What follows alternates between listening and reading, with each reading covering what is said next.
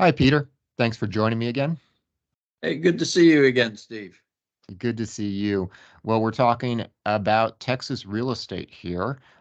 Texas leads the list of best cities for home buyers.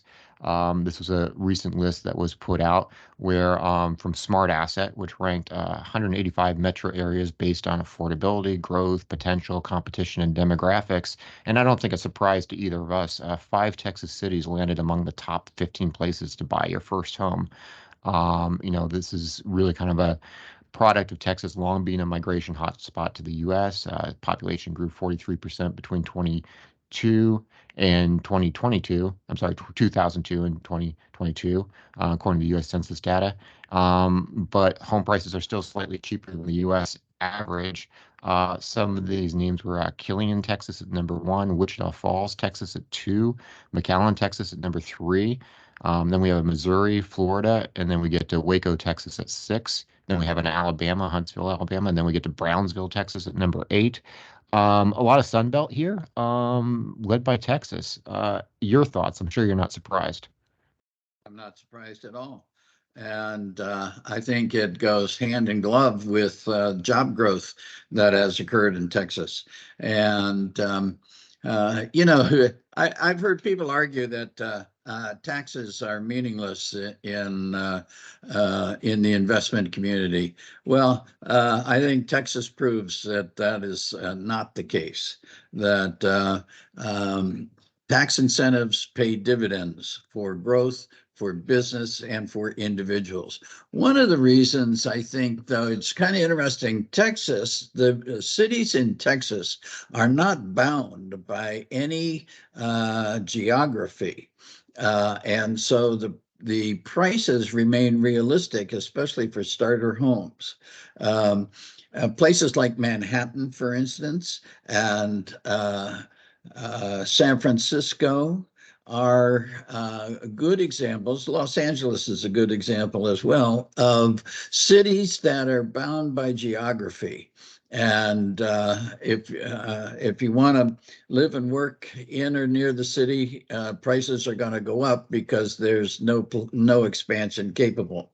When you look at San Antonio and other growing cities in Texas, they can spread out.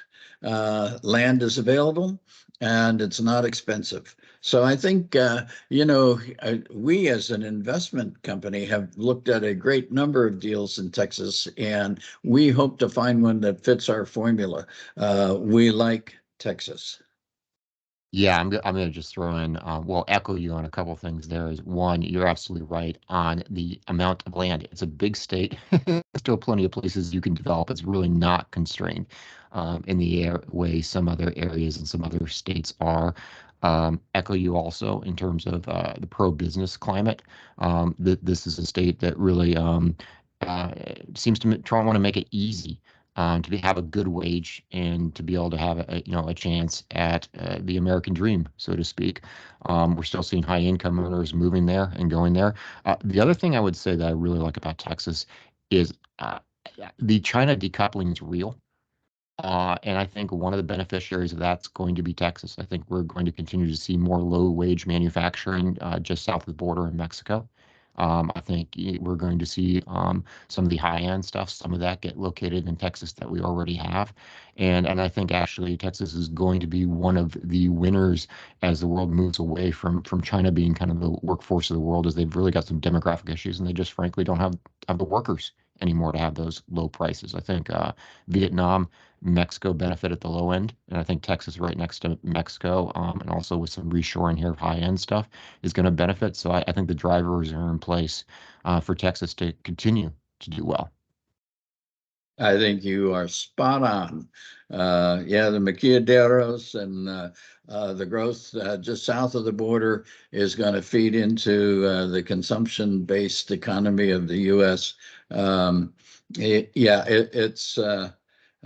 It's happening. And Texas is a good place for real estate investment because Texas is going to continue to grow. Yeah, so I think we agree with the sentiments on this list. This trend could continue for a while. Not a bad place to buy a house, not a bad place to target for real estate.